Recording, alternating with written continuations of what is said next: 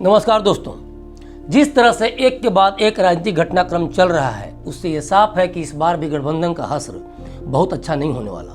अभी ताज़ा मामला है शरद पवार के एनडीए में शामिल होने को लेकर और भतीजे अजीत पवार के मुख्यमंत्री बनने को लेकर। इस पर कई कयास लगाए जा रहे हैं। और दूसरा मामला कांग्रेस और केजरीवाल के कसमकस वाली राजनीति का है। पहले हम शरद पवार के मामले पर बात कर लेते हैं। शरद पवार के भतीजे और एनसीपी नेता अजीत पवार ने पाला तो बदल लिया।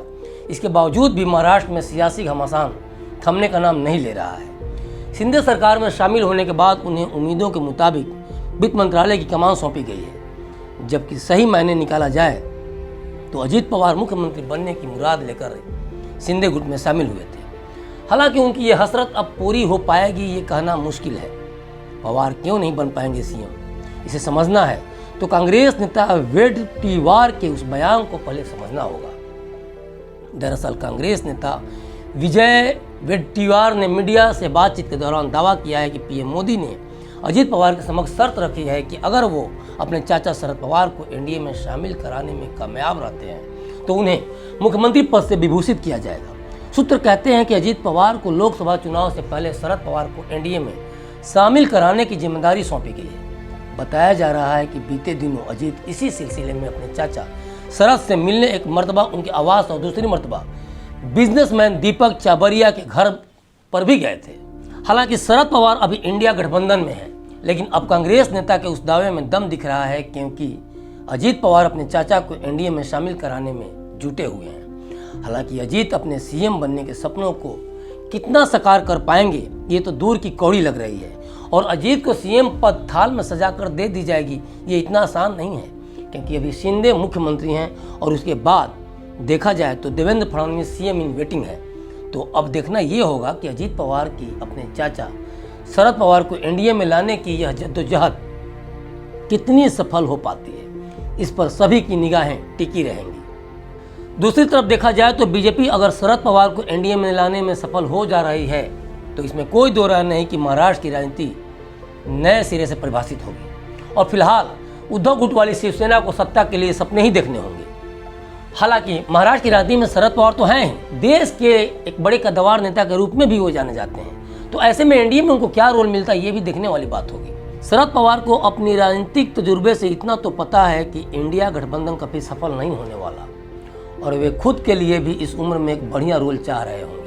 तो ये तो रही इंडिया गठबंधन की शरद पवार, अजीत पवार और बीजेपी को लेकर पूरी बातें। अब इंडिया गठबंधन किस तरह से दरक रहा है, अलका लांबा के पूरे मामले को भी जान लेते हैं, क्योंकि कांग्रेस और केजरीवाल किस तरह अलका लांबा के बयान से टूट रहे हैं ये आज पता चल रहा है। इस महीने के अंत में मुंबई में होने वाली INDIA गठबंधन की बैठक से पहले ही खटपट की खबरें आ रही हैं। दरअसल इसकी शुरुआत कांग्रेस नेता अलका लांबा के बयान के बाद हुआ।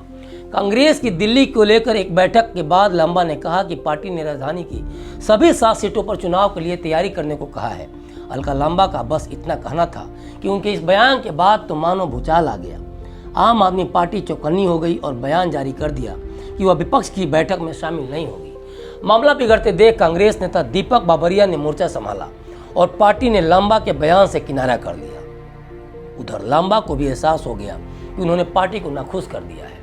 उन्होंने भी ट्वीट कर कहा कि आखिर उन्होंने अपने बयान गठबंधन होने या न होने के लिए कोई बात ही नहीं कही।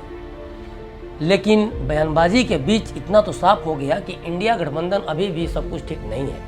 उससे भी बड़ा सवाल यह है कि क्या कांग्रेस दिल्ली और पंजाब में कुर्बानी देगी।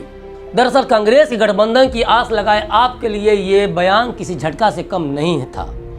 अब जहां राहुल गांधी और अरविंद केजरीवाल के बीच दोस्ती की उम्मीद से भरी हुई थी, लेकिन लांबा के बयान ने उन्हें झटका दे दिया। लेकिन अभी दोस्ती की इस पिक्चर में कई क्लाइमैक्स आने बाकी हैं। कांग्रेस ने आनंद फानन में लांबा के बयान से पल्ला तो जरूर झाड़ दिया है, लेकिन उसके लिए अभी मुसीबत कम नहीं है। दिल्ली के कांग्रेस प्रभारी बाबरिया ने कहा कि लांबा पार्टी प्रवक्ता जरूर हैं, लेकिन ऐसे अहम मुद्दों पर बात करने के लिए उन्हें अधिकृत नहीं किया गया है। इसके बाद उन्होंने लांबा के बयान का खंडन कर दिया। यही नहीं, उन्होंने तो यहाँ तक दावा कर दिया कि बुधवार को हुई कांग्रेस की बैठक में चुनाव या गठबंधन पर कोई चर्चा ही नहीं हुई। कांग्रेस के इस बयान के बाद भला INDIA गठबंधन कैसे अछूता रहता। यह हलचल आप तक पहुंच गई। आपने कहा कि अगर कांग्रेस ने इस तरह का फैसला कर लिया है तो फिर मुंबई में 31 अगस्त और 1 सितंबर को होने वाली विपक्षी बैठक में आपके शामिल होने का कोई मतलब ही नहीं है। और ये बयान यूं ही नहीं है, क्योंकि लांबा के बयान के बाद ऐसे कयास लगाए जाने लगे कि कांग्रेस दिल्ली में अकेले चुनाव लड़ने की तैयारी में जुट गई है। 2019 के लोकसभा चुनाव में बीजेपी ने दिल्ली की सभी 7 सीटों पर जीत दर्ज की थी। आप आस लगाए बैठी है कि दिल्ली की सीटों पर दोनों दल मिलकर चुनाव लड़े, लेकिन क्या कांग्रेस आपके साथ गठबंधन कर दिल्ली को छोड़ने जैसा फैसला करेगी? दिल्ली में अगर कांग्रेस को सत्ता से बेदखल किया है तो वो आपने ही किया है। दिल्ली में कांग्रेस का वोट बैंक भी गिरा है, जो 10% से नीचे जा पहुंचा है। ऐसे में अगर कांग्रेस आपके साथ मिलकर दिल्ली में लड़ती है तो उसके वोटर्स कंफ्यूज होंगे। कांग्रेस ने एक बार केजरीवाल को बाहर से समर्थन दिया था, नतीजा देख चुकी है पार्टी। हाल ये हुआ कि दिल्ली से कांग्रेस साफ हो गई और आज तक साफ है। ऐसे में लांबा के बयान से भले ही कांग्रेस अभी किनारा कर रही हो, लेकिन पार्टी के दिल में टीस तो जरूर होगी। क्या कांग्रेस अभी भी दिल्ली से बाहर रहना चाहती है? ये उसे तय करना है। जैसे दिल्ली में कांग्रेस को आप बेदखल कर चुकी है, कहीं वैसा ही पंजाब में भी पार्टी का हश्र न हो जाए। कांग्रेस को इस बात का डर भी है, क्योंकि पिछले विधानसभा चुनाव में आपने कांग्रेस को मात देकर बड़ी जीत के साथ सरकार बनाई थी। अब सवाल ये उठता है कि क्या कांग्रेस लोकसभा में पंजाब की 13 सीटों पर बंटवारा के लिए राजी होगी? क्योंकि ये होना इतना आसान नहीं है। कांग्रेस आलाकमान को पता है कि अगर ऐसा होता है तो पार्टी के भीतर भी विरोध उठ सकता है। हालांकि अभी इंडिया गठबंधन के नाम पर कांग्रेस जरूर बयानों से किनारा कर रही है, लेकिन क्या वह अपने नुकसान के दम पर आपके साथ जाने को तैयार होगी? देखा जाए तो जिस तरह से अभी इंडिया गठबंधन से पार्टियां छिटकने लगी हैं, वो पुराने दिनों की याद दिलाने लगे हैं। गठबंधन सरकारों में न तो जनता को विश्वास रहा और न ही गठबंधन सरकारें चल पाई कभी। और इसमें सबसे ज़्यादा नुकसान जनता का हुआ, देश का हुआ, क्योंकि गठबंधन सरकारों में स्वार्थ ज़्यादा, देश कम दिखता है। देखते रहिए क्लिक इंडिया। शुक्रिया।